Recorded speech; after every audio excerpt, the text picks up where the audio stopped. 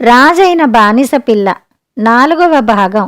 అక్కడ ముసలిదాని సహాయంతో తన ప్రియురాలున్న చోటు తెలుసుకుని కూడా తెలివి తక్కువగా నిద్రపోయిన అలీషారు మర్నాడు ఉదయం నిద్రలేచి తాను వీధిలో పడుకుని ఉన్నందుకు ఆశ్చర్యపోయాడు. తల తడివి చూసుకుంటే తలపాగా లేదు. అతని పైబట్ట కూడా పోయింది. ఆ రెంటిని దొంగ కాజేశాడు. అతను లేచి వెళ్ళి తాను చేసిన పొరపాటు ముసలామితో చెప్పి జమురుద్దేమైందో కనుక్కురమ్మని ఆమెను పంపాడు. 1 గంట అయ్యాక ఆమె విచారంతో తిరిగి వచ్చి, నాయనా, జమురుద్ మాయమైంది. ఆమె మళ్ళీ నీకు దొరుకుతుందని నాకేమీ నమ్మకం లేదు. నీ పొరపాటు చేతనే ఈ విపత్తు కలిగింది. నీకింక సహాయపడగలవాడు అల్లా ఒక్కడే అన్నది.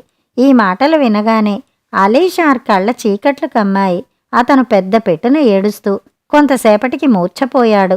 ముసలామి పరిచర్యల వల్ల అతనికి స్పృహ అయితే వచ్చింది గాని అతను మనోవ్యాధితో మంచం పట్టాడు. ఈ స్థితిలో అతనికి నిద్ర కూడా లేకుండా పోయింది. ముసలామె 1000 కళ్లతో అతన్ని కనిపెట్టి ఉండి ఉపచారాలు చెయ్యకపోతే అతను శీఘ్రమే మరణించవలసినవాడే. అలాగే అతను 1 ఏడాది పాటు మంచంలో ఉండి తీసుకున్నాడు. అలీషార్ను మామూలు మనిషిని చెయ్యటానికి వృద్ధురాలు అన్ని విధాలా ప్రయత్నించింది.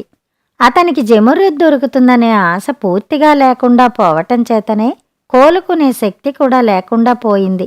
ఇది గ్రహించి వృద్ధురాలు, నాయనా, నువ్వు ఈ మంచంలో పడి ఉన్నంతకాలము నీకు నీ ప్రియురాలు కనిపించే మాట కల్లా సరైన ఆహారం తీసుకుని బలం తెచ్చుకుని లేచి తిరిగితే నానా దేశాలు చూస్తే ఆమె నీకు దొరకవచ్చు అని పదే పదే చెప్పింది.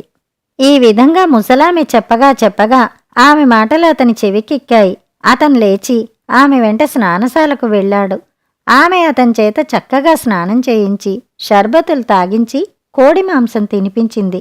ఇలా 1 నెల పాటు చేసిన మీదట అలీషార్కు ప్రయాణం చేసేపాటి శక్తి వచ్చింది. అతను ముసలామికి వీడ్కోలు చెప్పి ప్రయాణిస్తూ కాలక్రమాన జమురుద్ పరిపాలించే నగరానికి వచ్చి చేరాడు. ఇదే సమయానికి ఈ నగరంలో 4వ విందు జరిగింది. విందులో ఒక పక్క జమురుద్ సపరివారంగా కూర్చుని అందర్నీ పరిశీలించసాగింది.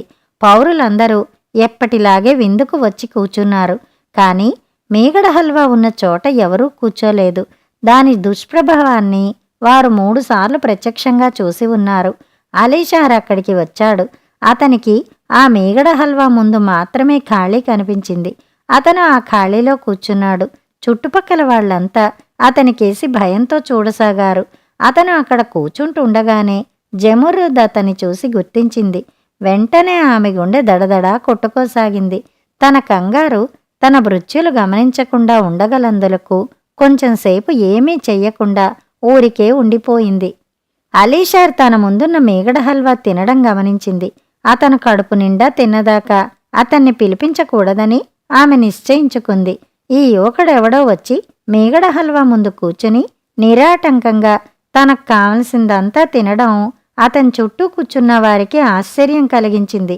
ఎందుకంటే అది వరకు దాన్ని నోట పెట్టుకున్న వారికి రెండో కబళం దక్కలేదు. ఈ లోపలనే రాజభట్లు వచ్చి జరజరా లాక్కుపోయారు. ఆ తర్వాత వారు ప్రాణాలే కోల్పోయారు. కాని ఈ యువకుడు ఏ అపాయమూ లేకుండా తనకు కావలసిందంతా తినేసి తన భోజనం పూర్తి అయినట్టు గుర్తుగా కళ్ళు మూసుకుని దైవ ప్రార్థన చేస్తూ నోరు ఆడించాడు. అతని భోజనం అయిపోయిందని గ్రహించి జమురుద్ తన భటుల్ని పిలిచి, మీరు వెళ్ళి ఆ మీగడ హల్వా తినే యువకుణ్ణి మర్యాదగా పలకరించి నాతో మాట్లాడ్డానికి ఒక్కసారి రమ్మని అడగండి అని చెప్పింది. రాజభట్లు మీగడ హల్వా తిన్న యువకుడి కోసం రావటం చూసి ప్రజలు అయింది, వీడికి కూడా మూడింది అనుకున్నారు. అయితే వారు అనుకున్నట్టుగా రాజభట్లు అతని పైన పడి జరజరా ఈడ్చుకుపోవడానికి మారుగా మా రాజుగారు తమతో ఒక్కసారి మాట్లాడగోరుతున్నారు, వస్తారా అని మర్యాదగా అడిగారు. వారి ఆజ్ఞ అంటూ అలీషార్ లేచి వారి వెంట బయలుదేరాడు. ఇది చూసి పౌరులు తలా ఒక విధంగా అనుకున్నారు. కొందరు వీడికి నూకలు చెల్లాయి అన్నారు. మరికొందరు అలా జరగకపోవచ్చు, వీడు ఆ హల్వా కడుపు నిండా తినేశాడు అన్నారు. మరికొందరు వీణ్ణి రాజభటులు జరజరా ఈడ్చుకుపోవడం లేదు, వీడికి ఏ ప్రమాదమూ రాదు, చూస్తూ ఉండండి అన్నారు. అలీషార్ తన సమీపానికి వచ్చి నిలబడగానే జమురుద్దు మిగిలిన వాళ్ళని అడిగినట్టుగానే, యువకుడా, నీ పేరేమిటి, నీ వృత్తి ఏమిటి, ఈ నగరానికి ఎందుకు వచ్చావు అని అడిగింది. నా పేరు అలీషార్. నా తండ్రి ఖురాసాన్ దేశంలో వర్తకుడుగా ఉండేవాడు.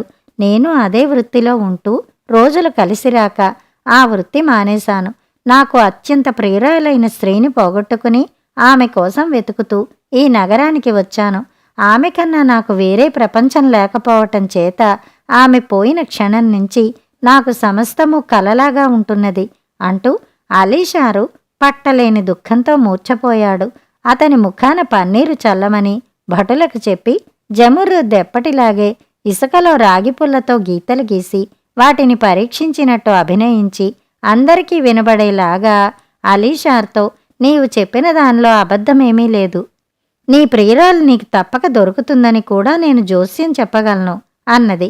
విందు పూర్తి కాగానే జమురుద్ తన భటులతో ఇతని స్నానశాలకు తీసుకుపోయి స్నానం చేయించి దివాణం నుంచి కొత్త బట్టలు తీసి అతనికి తొడిగి ఒక గుర్రాన్ని అతనికిచ్చి, బాగా చీకటి పడ్డ తర్వాత అంతఃపురానికి తీసుకురండి అని ఆజ్ఞాపించింది.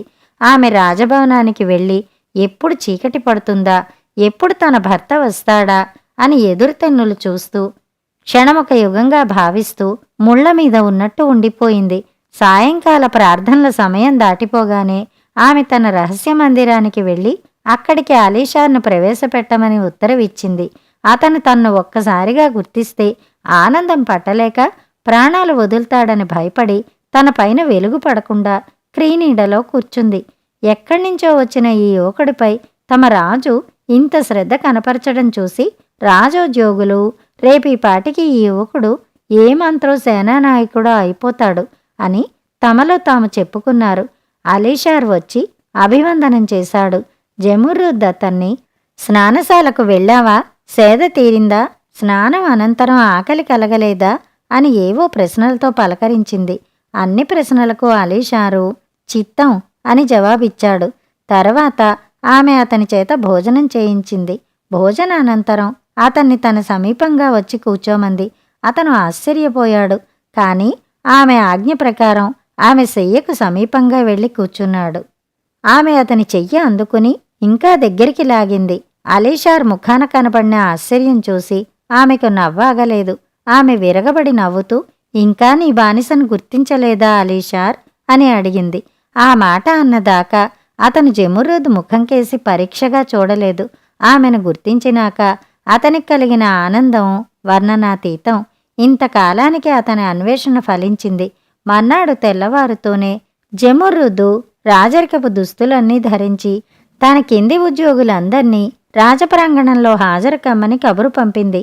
అందరూ వచ్చాక ఆమె వారితో, ఇవాళ నుంచి నేను నా రాజరికాన్ని వదులుకుంటున్నాను. అందుచేత మీరు మళ్ళీ నగర ద్వారం వద్దకు వెళ్ళి మరొక రాజును సంపాదించుకోండి. ఇక నుంచి నా జీవితం ఈ యువకుడి జీవితంతో ముడిపడి ఉంది. నేను ఇతని దేశానికి వెళ్ళిపోతున్నాను. మిమ్మల్ని అల్లా కాపాడుతాడుగాక అన్నది. నగర పౌరులు తమ రాజుగారికి అద్భుతమైన వీడ్కోలు ఇచ్చారు. రాజుగారి పెట్టెల నిండా అంతులేని బట్టలు, నగలు, డబ్బు నించారు. ఆహారం సిద్ధం చేశారు. పెట్టెలన్నిటినీ ఒంటెలపైకెక్కించారు. 2 మూపురాల ఒంటె మీద మఖ్మల్ పరిచిన పల్లకీలో జమురుద్దును, అలీషార్ను ఎక్కించారు. ఇవన్నీ వెంట పెట్టుకుని అలీషార్ తన నగరానికి వచ్చాడు. అతను బీదసాదలకు దానధర్మాలు చేశాడు. తమ వద్ద పుష్కలంగా ఉన్న డబ్బుతో అలీషార్ జమురుద్దులు చాలా కాలం సుఖంగా కాపరం చేసి అనేక మంది పిల్లలను కన్నారు. కథ సమాప్తం. కథ కంచికి, మనం ఇంటికి.